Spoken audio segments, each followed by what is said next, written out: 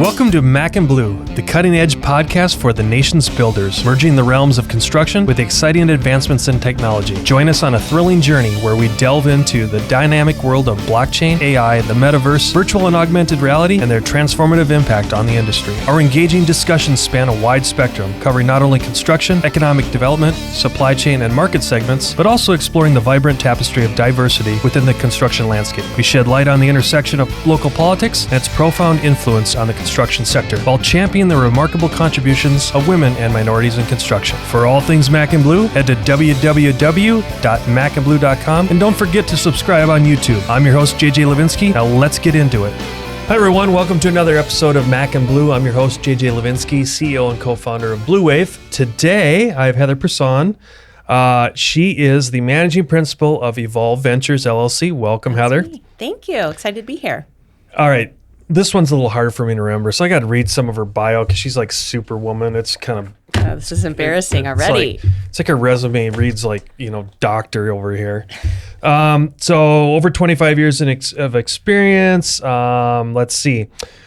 She has spearheaded the development of more than 100 retail, office, hospitality, and multifamily properties throughout the Western United States. Prior to co-founding Evolve, she held roles as principal with Point B Property Development, a retail partner with Phoenix-based commercial development and investment firm ViaWest Group, and a principal with Evergreen Devco, who most of us should probably know, a regional retail and multifamily developer.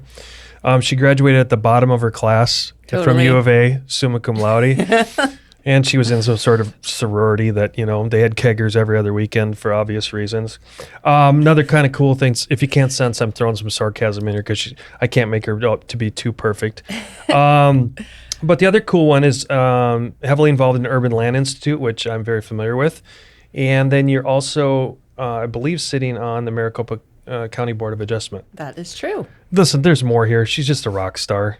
Well, thank you. And she's got a husband in our business, Matt, and 3 children. Are they yours or are you claiming them this week? I claim them most of the time. Okay. Yeah, they would probably... are they claiming you? I don't know. Okay. Well, let's wait till we get through this interview. Yeah, if we embarrass the kids, then we'll find out. I'm told, Mom, that's so cringe on a fairly regular basis, and I don't mean to brag, but I can embarrass them just by breathing. Oh, so that's awesome. It's working. I'm not big on education, but this one's always fun. Heather is. So you have a degree from U of A in psychology and French. How in the hell? Why? Well, it's because it's cool. It's cool, right? But how in the hell did that transform into a transition into what you're doing now? Well, I think the psychology thing just works for everything. Like a lot of our jobs sometimes are therapists because more like 99%. Yeah, we're working with and the French works. No one really speaks French, but I'm also a translator a lot of the times. I'm working with engineers that speak one language and brokers and attorneys that speak another language, and so it actually does help. But I thought I would go get my MBA, so that's why I picked stuff that I thought, I don't want to sit here studying all the stuff I'm going to study later. And then I never went and got my MBA, but it's all still good. Yeah, you don't need one. Let's take some recent events and kind of work our way backward. You were just featured in PBJ. Like what? I can't remember. 40 under 40 or 40 greatest or best women or something. I wish 40 under 40. Whatever. I can't keep track of all these these things. But you were just featured in there. Yes. And congratulations. Thank you. So you're no schmuck in the community, but take us to in the most recent past of Evolve. You started it. Mm-hmm. And what does it entail? So I started Evolve in 2019. Okay. With Amy Malloy, who has a strong background mostly in retail and also in the public sector. We met through ULI, which is awesome. And we just thought, hey, there's an idea here where we can provide out of the gate consulting services to owners, developers, investors, cities, and tenants, because we both had kind of the soup to nuts background in development. Mm-hmm. So we work on strategy, we do leasing oversight, working with the brokers and attorneys, design and construction management, entitlements, lots of entitlements. So it's kind of fun. We have been owners ourselves. We have a few projects of our own currently. And so we think we bring a good perspective, and it's really been fun. We have a lot of fun projects we're working on, and we get to work with so many different people. So it's been good. What is where do people stereotype you? And I don't mean that in a negative way. I actually mean it in a positive way. Like, what's your vertical niche, if you will? Like asset class? Yeah, we could go there. And I'm just kind of digging for, Well, we do a lot of retail because both of us have a pretty strong background in retail. But a lot of what we do really translates across asset classes. So I would say we're working in almost all of them now. And I love that because I think mixed use is where everything is going. And so you can't just work on one thing. Yeah. And retail in particular, I think is very tricky. It's very specific how a lot of the end users need, what their needs are, with access and visibility and parking and signage. And so that's, leading a mixed use development. If you don't get that part right, a lot of it can fall apart. How, oh boy, I could go a million ways with that because you're spot on with that. Because I think we see, if your husband was sitting here, because we're in the same kind of cloth, I think we're seeing it from the construction side too. It's like that mixed use. If you're a specialist in one, that can be good, but it can also be bad too. And you can't be too broad either. But It seems like, but the mixed use really seems to be coming together, like you said, and we see it day in and day out. Go back to before you started Evolve, from college to Evolve, and when you were kind of going through those motions of, again, she's under 40, so we have to be careful of the years of experience here. Let's just say it's 20. Yes. But what, if I go down more of the leadership capacity and the role, what did you learn in those 20 years specific to your industry? Because you worked for some pretty notable companies in town. Yeah. And I'm kind of curious on self-reflection what you got out of that. Well, I would say, I started right out of college and I knew Jack. Like most of us. Very lucky that, the three partners at Evergreen took a chance on me. And, their MO at the time was to hire young people with an aptitude, and they would kind of train us. And so I really feel like I was in the right place at the right time. But I really think more of what I've learned, earlier in my career, I was learning the details of how to develop things, right? And that never stops in our business, probably anyone's business, but there's always something new, which is what makes it really exciting. But I think after a period of time, I started to realize that I needed to focus more on my career, not just my job. And I started realizing more the value of building a network. Yeah. And this is such a relationship business. Like we were talking about, it, good or bad, if people know my husband, usually good. He's a lot nicer than I am. But are you listening, Matt Personne? I think that having those she wants soft to go on skills, a trip, Matt. Yeah, I know. I want to go on a trip. I think understanding those skills and how they relate is really important because, I'm not the architect, I'm not the attorney, I'm not the contractor, I'm not the broker. I'm the person that is making sure everyone knows who has the ball, when they're passing it off, who they're passing it to, what they're doing with it. And I need to know enough about all those things to make sure that it all comes together. And that takes, back to the psychology question, that takes more people skills than anything else. Yeah. I'm agreeing with you. I'm sure you can relate, right? Like, doing what you do, you've got a lot of people that you have to, Amy likes to use the word cajole, which is her version of harassing, but it sounds a lot nicer. And I would agree with that. It's really just, how do you keep people motivated? And, there's so much value in that. That's not what you learn in school. That's not what you're going to learn from a book. It's what you learn from watching other people and paying attention to what they're doing and looking at the people that you aspire to be like and figuring out what's working for them and not stalking them, but, trying to figure out how you can learn. Close. Yeah. Yeah. Go back to, well, not go back to, on the networking side, we have people on every week, and we keep bringing up a lot of the same networking groups, I would say, formal and informal.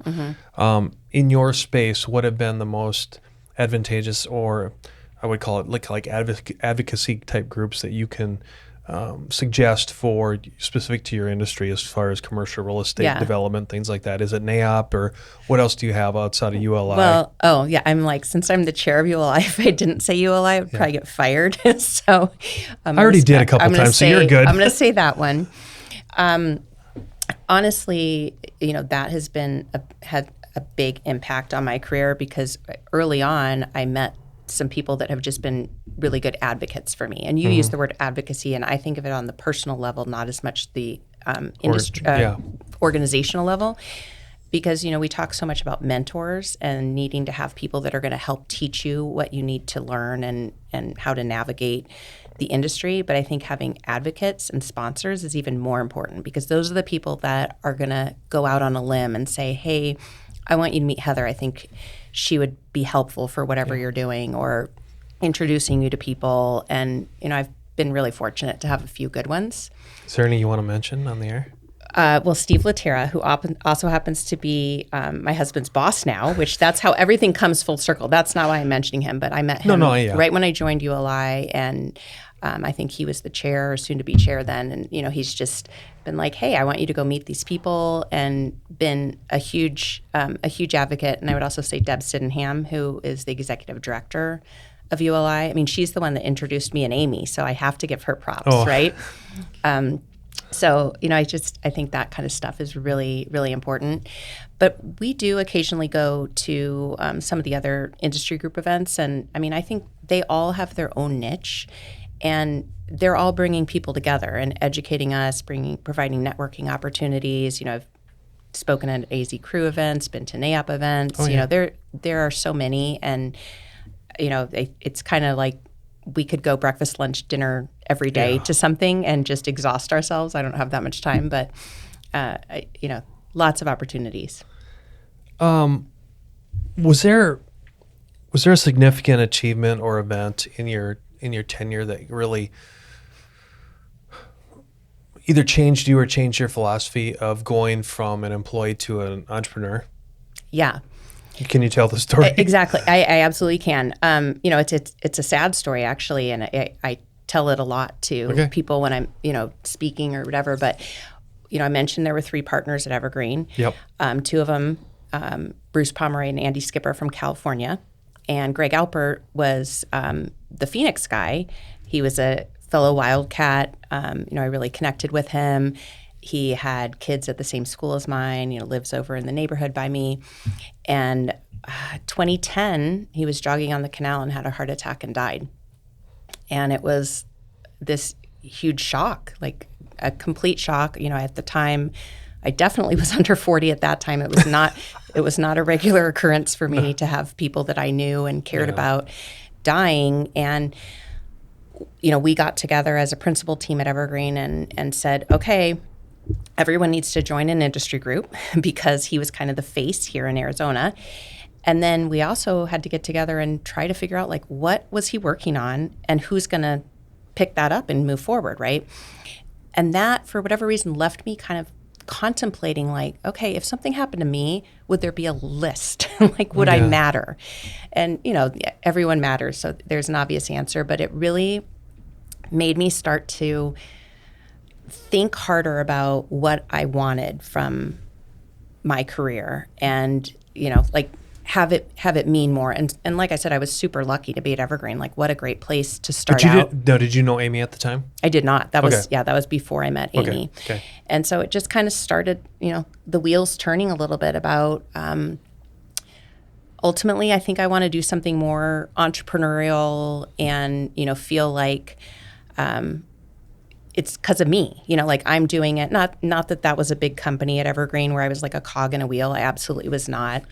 But sure, famous last. No. It was a small company, and like I started when it was really small, so it was really like a family. But that was the thing, and like I said, sad story. I just saw Greg's wife the other day at an event and gave her a big hug, and it's just like. one of those things that happens, and you have to figure out how to move on. Not to speak in the past or look at the negativity or sadness out of that, but out of that, then did you see? Have you been an advocate or kind of an ambassador, if you will, to the succession planning and getting that story out there? And if so, I guess, like, how have you and Amy even approached it with your own venture? No pun intended. Yeah. I didn't realize I said that. There you go. See, look at subliminal marketing by Heather. Yeah, right. I'm just trying not to say the one word you told me not to say. Okay. So just say 2020. 2020. It's interesting because I think when Amy and I started, we didn't really know how big or small or which direction we wanted to go. We just knew like I said, we met through ULI. And then a few years after that, or I don't remember exactly when, we worked on some committees together. So I chaired the Trends Day committee, and she was one of the co-chairs.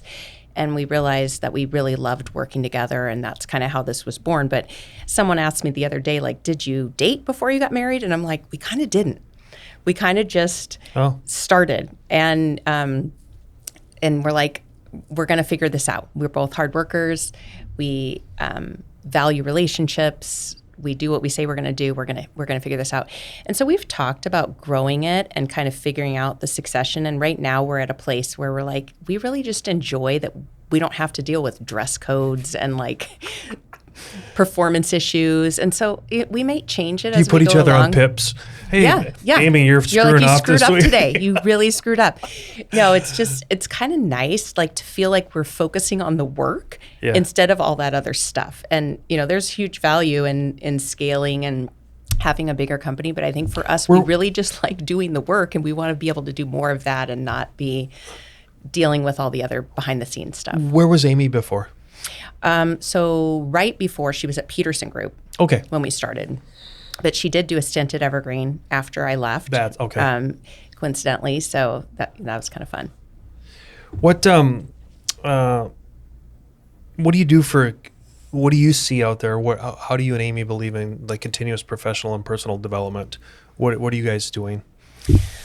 I mean, I'm a big book reader. Like, okay. I just like, that's kind of how I zen out a little bit, to just turn off the, loud kids and dogs and whatever. So I love just kind of getting books about different self-help things and industry things. We participate in a little ad hoc book club every so often with some of our other industry friends, and kind of share stories that we've read and kind of what we've gleaned from them.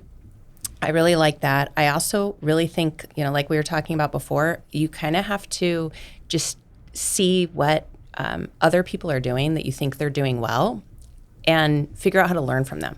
And I would say some of our friend group now, they're all people like that we met through ULI. And, sometimes people you meet and you're like, we're never going to do work together, probably just what we're doing, but we have this connection. Yeah. And you're like, wow, you're really impressive. I'd say Tammy Carr as a friend of mine like that. I remember meeting her, and I was, we got coffee, and I think she was even just talking about, like, planning her son's birthday. And I went home and I'm like, wow, I feel like such a loser. She's just like so on top of things. And we would go on hikes, and she would talk about, how she was doing strategy for winning work and stuff. And I'm like, I just love that. And so it really is the saying, the 5 people you spend the most time with, So I think just surrounding yourself with other top performers is really a game changer. Oh, I couldn't agree more. I don't think anyone that's sat in that chair would say anything less than that. And do you find, okay, so here's one. As we're maturing. We're maturing, okay. Am I over 40 now? Is it getting easier or harder to do that? I'm in kind of the space right now where my 2 younger kids are just in a million activities. Yeah, so it's just time commitment. It is a little bit harder, but Amy and I hosted an event a few months ago about what we called it modern networking, but just kind of like, it started from that same group of us doing hikes and trips together, and we, keep inviting new people. And it really was about, I don't have 4 hours to go golf and I don't really know how, so I would need like a Xanax before or something so I wouldn't embarrass myself. And I don't have time to exercise sometimes. So I was like, oh, what if we go on a hike? It's shorter, it's cheaper, it's faster and less expensive. I'm getting exercise. Like, it's all the things, So I think I try and just cram a bunch of stuff into one. I like that. I can relate to that too, by the way. The golfing? Well, no. I actually like golf. I was like, I meant the cramming thing. Oh, yeah. It's like just how do you Because I was just with someone, and it was a guy, and he was talking about how he works out. And I'm like, I don't work out. Like, I don't have time. They're like, oh, you got to make time. I'm like, I do my walk, my podcasting, and take care of the dog. So it's a 3-for-1. Right? There you go. Yeah. It's the same. Yeah. It's like, no, I'm lucky. I only have one kid left in high school, so I have no excuse other than I'm maybe just married to my job too much, right? Yeah, but you want to be there for those moments with them, and it is hard sometimes. You have to make choices, and you have to figure out how you can do everything. Carpools are a godsend, right? Yeah. I have a lot of friends that help me out, or I help them out, and when there's a time that it works for me to do the carpool or take the kids or whatever I need to do, then I'm all in. Like, I want to do that because I feel like I'm relying on 10,000 other people to help me through the day. But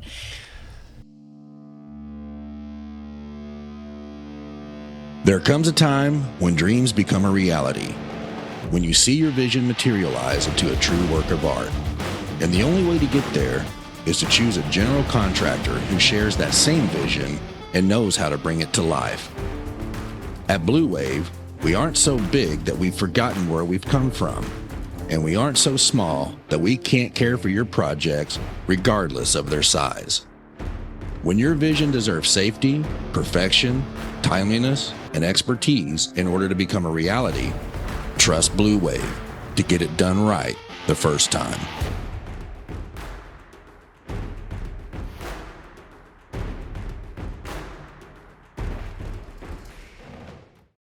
Let's go back to, if you don't mind, this may get a little personal, but people are always, the listeners in the context of why we do Mac and Blue is to kind of build the future, pay it forward, for people to have an inspiration to be entrepreneurial and believe in themselves to be successful.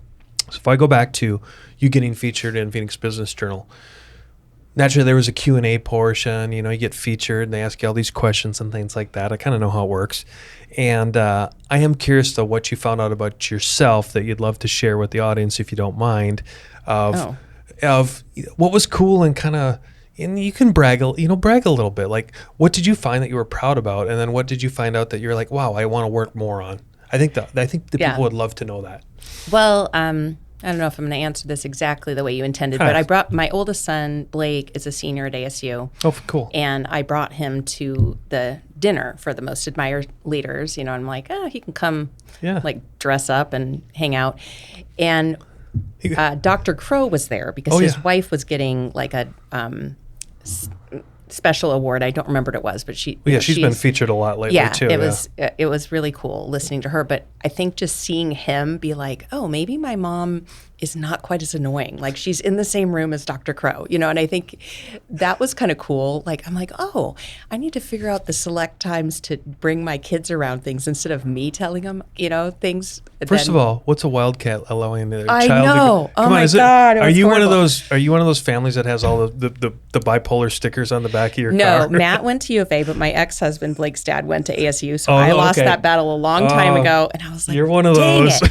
But I do have to say, he's studying industrial engineering. Okay, and, I like him already. I think ASU is a great place for him. So if any of the listeners have connections, they can tell me. I'll connect him with Blake over the holidays. But I'm proud of him. So I think that was really neat to see, like what we were talking about before, how hard it is when you're a working parent to find time to do all these things, and then being like, okay, coming full circle and bringing him to that event to see all these people winning awards, and a couple of them that he recognized, right?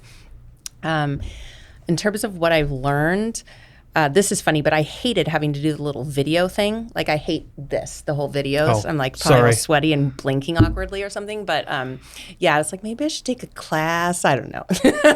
So good. I did not enjoy that. But yeah, I loved going to the event and, meeting all the other honorees. Well, okay. So let's go there. You're around a bunch of other really cool, smart, go-getter people, and everyone has a story. What were the takeaways being around that group that evening? Again, just, who you're surrounding yourself by. But I felt like there was a big trend towards community and kind of giving back, which was not surprising. Right. But was very nice just to see, hey, these people, no one was standing up there talking about how much money they made, right? Never. And I think at that event, they gave us like 4 questions, and they were going to ask us one of the questions. I think one was like a mistake you made, or, what you're most proud of, the kind of typical things. But it was really neat to see people that you see as, oh, wow, this is this impressive professional person talking about their family, talking about community, talking about making a difference. Those were things that it's inspiring. It feels good too. Yeah. Yeah. What, going back a little work-wise with Evolve, what are you and what's your industry, and what are you and Amy struggling with the most out there right now? What are your biggest encumbrances and challenges with both you as individuals and now you with what Evolve is involved in? Sorry, that was a tongue twister. Yeah, we work on that. I think in terms of challenges, one is definitely we both have kids at home, and we both want to be all things to all people. And so sometimes we have to work on saying no a little bit, and that's hard because you don't want to. We want to do all the things. It's obviously a little bit of a crazy time right now with the debt markets and construction costs. And so, we do have some clients that are needing to look at things in different ways. I think things are taking longer.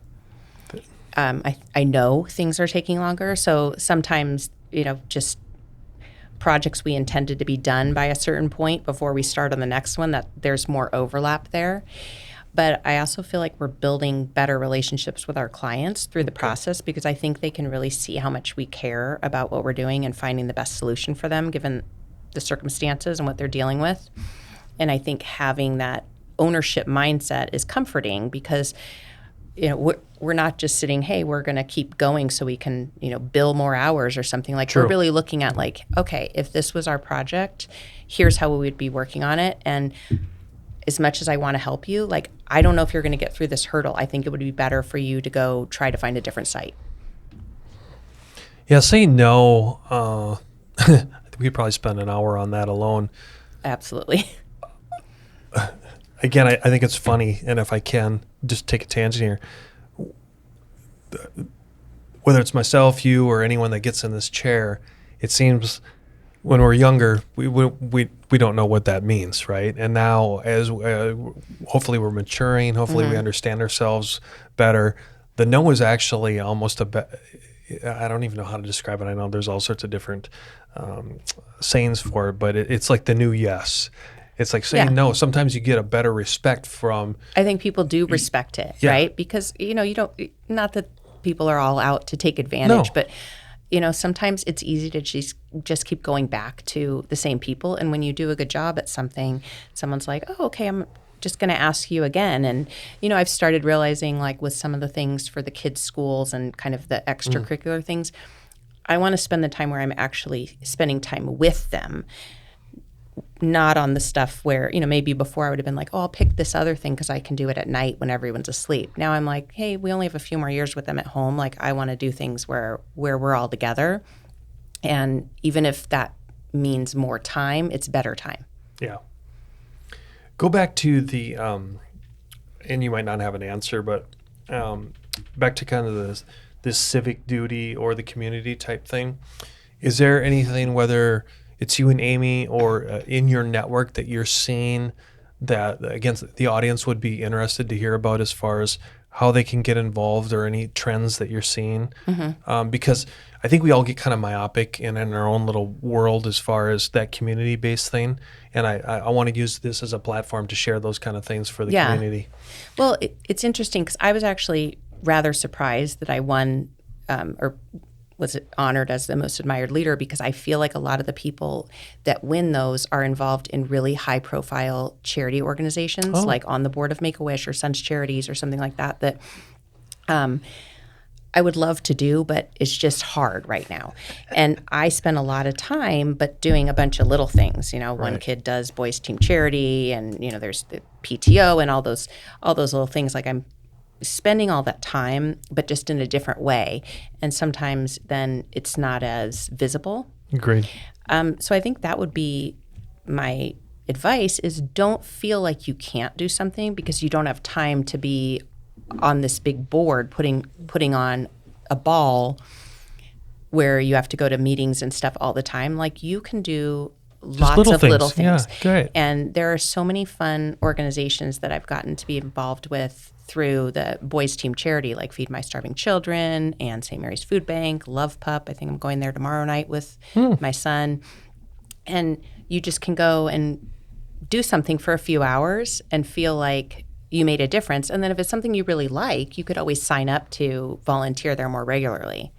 But it doesn't have to be a huge thing. It can be on your time. What your involvement with ULI, are there any initiatives or kind of strategic things you guys are doing?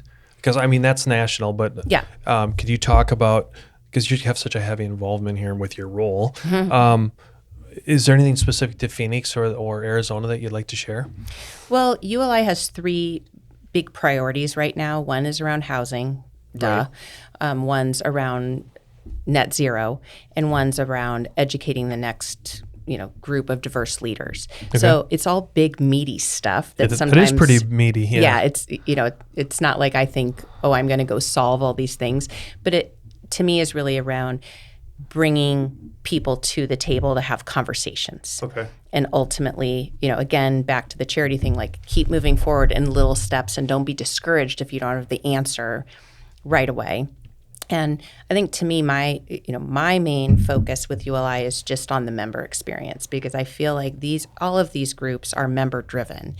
And how awesome is it when people can join and find some of the things that I found, find those advocates and sponsors and leadership opportunities, and, not just join and write a check and then never go do anything. Yeah. And so I really want people to get something out of the experience. And I know they already are. I just want to keep that momentum. And sometimes it's hard because you grow your membership. You can't just put everyone on a committee, but really getting to know people and trying to find a way that they can feel like they're improving and making a difference. Is switching gears again,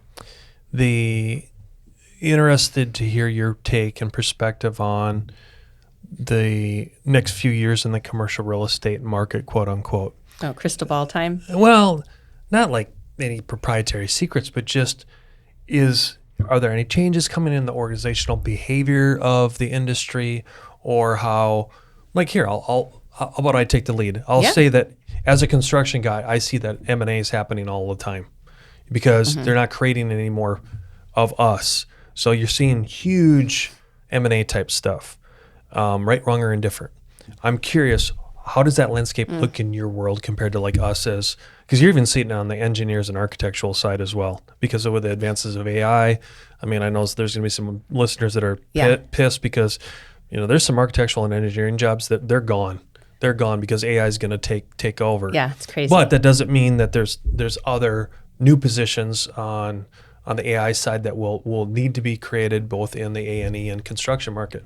But in your world, from either the broker side, all those kind of things, I've never had anyone really peel that onion back and say, hey, JJ, tell the audience this is how things are going to look in a few years.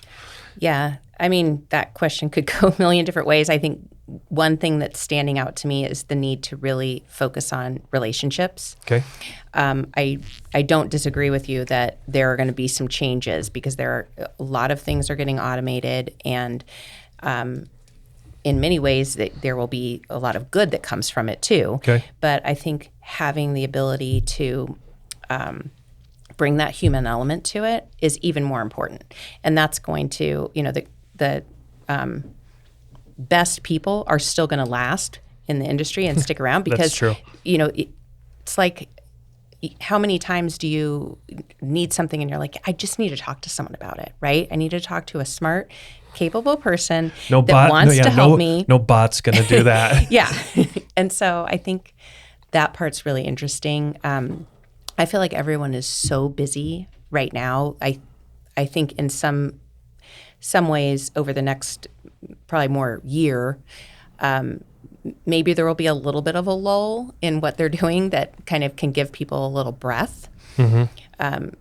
It's hard even with new projects. You're like, who do you call on things? Because I think people are still so busy from the stuff that they're finishing up from before. Yeah, you can say 2020. Yeah, before 2020. Good job, Heather. Yes. She didn't say the C word. They haven't. You're giving them so many hints now.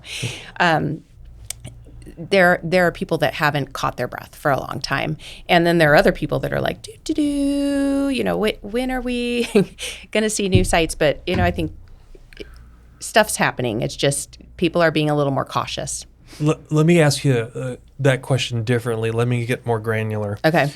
Again, I'm trying to do it for the audience sake. Are there certain asset classes that you're seeing that are down here that are reclassifying, capital's looking at them differently? Mm-hmm. I'm like, let's be honest. Let's look at a hard corner. Yeah. A hard corner CVS repurposing.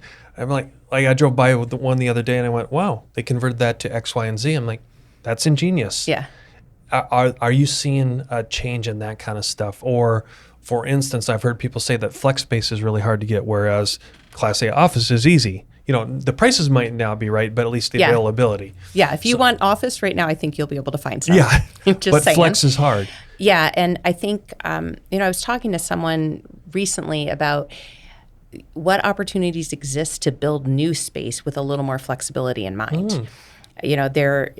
Maybe there's something that right now there's not demand for office, but could you build it so that it could be used as housing and then converted in the future, or vice versa? So that's where I see, I'm not smart enough to figure it out, but I think there is some flexibility that needs to be thought through. And I know there are a lot of the big architectural firms that are working through that.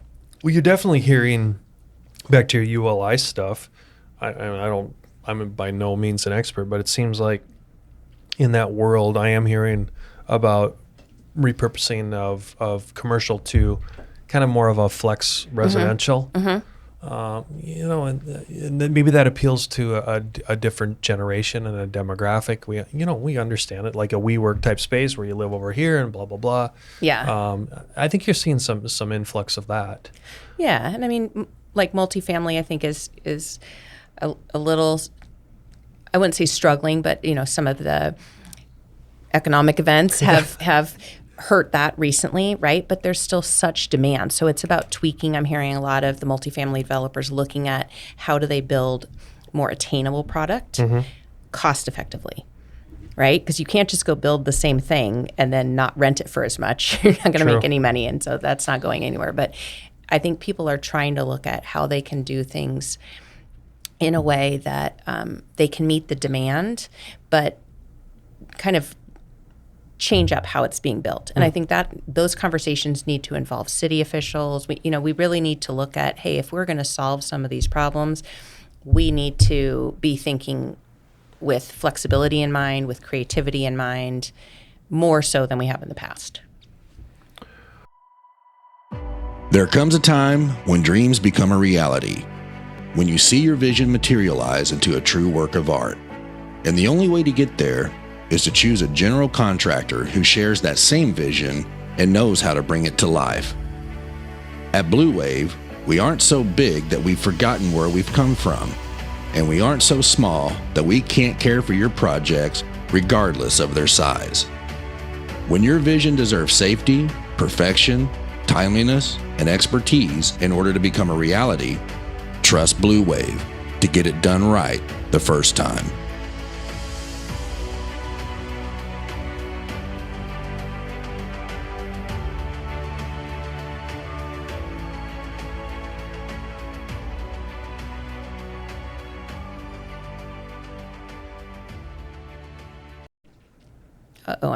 I'm afraid. You're pausing. You're looking for a really hard question. No, I wasn't looking for a hard one. I was trying to think of, you made the comment about again, I'm trying to mix what you and Amy own as a business with your role of ULI and what you talked about with the municipalities. And as you probably are aware, we've had a lot of economic development people on here, a lot of city people on this podcast. And I'm just curious if there's anything out of that blend, other than, of course, the relationships, which I agree with, Heather. But is there anything that in that mix, when you put on those, because you get to wear all three hats, is there anything that you've seen that you would like to share with the audience that you just feel like people need to understand in their relationship on that three-legged stool? Yeah. And I know I'm searching kind of deep here, but I'm like, no, I get it. Heather's got this unique perspective of like what's in her brain when she gets those three entities in the same room. Well, and I think, that goes back to the translator comment earlier, right? Because a little bit, there we go. But I think, cities have codes for a reason. We can't just have everything be developed willy-nilly. But then things are changing, and sometimes those codes don't get updated as quickly. It's not because no one cares or no one's looking at it. It's just, how do you factor that in when those same people are also trying to review 1 million applications and deal with us calling them and tracking everything. And they're short-staffed like everybody else. And they're short-staffed. Yeah. And so I think that's where, there are a lot of very good economic development teams that are like, hey, let's try and push the needle and think through this. And frankly, some of them have reached out to us for input, which we love, because we want to find the win-win. Like, we're not trying to shove the square peg in the round hole, but some, compromise, right? You've got to look at how can we adjust what this project is. And from the city side, okay, we don't want to violate these rules, but we want to think through how we can make them apply here to bring you what you really want. So example, and I'm not currently really working on any attainable or affordable housing projects, but there's this huge need for it, right? Like, everyone's talking about it. It's not a surprise. We need it. But there are a lot of rules that make it harder to do. And so that's something that everyone needs to work on as a team, and we shouldn't be telling one group, "Oh, city, you got to go fix this," or "Oh, developer, you bring all the money to fix it." We've got to think of it as a team. What maybe I asked this earlier and we got sidetracked. I'm going to get caught in the pun, but what with Evolve Ventures is going to evolve? In other words, what are you and Amy? What do you want? What do you want Evolve to look like going forward? Well, like I mentioned, we started out intentionally doing consulting because we wanted to have, a revenue stream that was That's recurring. A novel concept. A revenue stream. We wanted a recurring revenue stream, whereas if you're in the development business, for the most part, you're not getting paid until the project is done and you've sold it. Exactly. We do have a couple small infill multifamily projects that we're working on, and we would like to do more small development projects or investments in the future. So ultimately, we've got Evolve Ventures, which is the consulting arm, and then we've got Evolve Investments and Evolve Development for those other pieces of our business. And just kind of layering them in, I feel like, but we don't want to just do it to do it. We want to wait until we find the right things. Got it. And having the consulting arm to kind of ground us and launch has been really helpful to it's a tremendous catalyst for your relationships too. Yeah, and it keeps us involved in what's going on in the industry and the community. All right, what haven't I asked you that you wish I would have? Oh gosh, I don't know.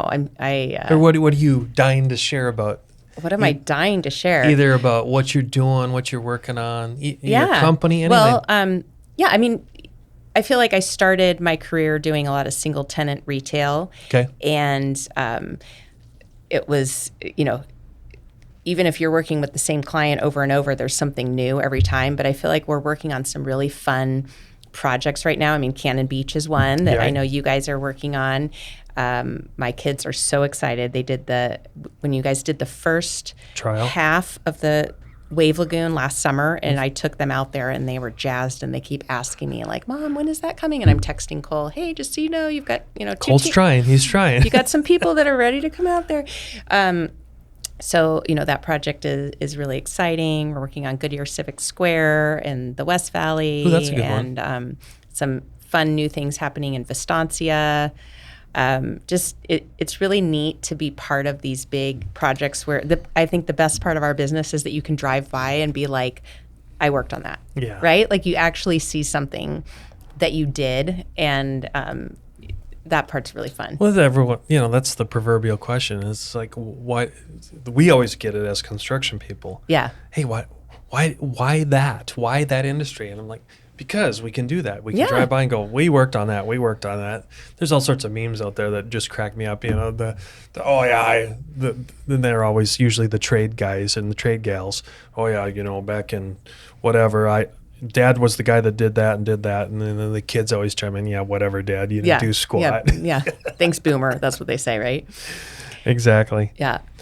Well, if you don't have anything else, then this was a great summary, and just really thank you for sharing your insight on kind of your leadership and everything related to your industry, but more importantly, the networking and the professionalism, because I was so nice to see you featured in the Phoenix Business Journal, and I was like, oh, we got to get Heather on here because I know a lot of people in the community know you.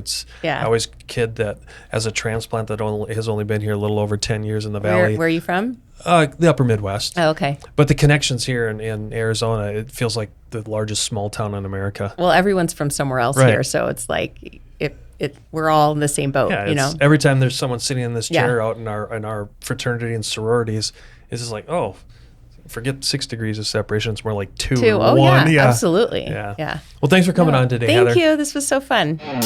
You've been listening to the Mac and Blue Show, brought to you by Blue Wave General Contracting. Be sure to subscribe to the Mac and Blue podcast on your favorite podcast platform. Follow JJ Levensky on LinkedIn and Instagram. Tune in every Monday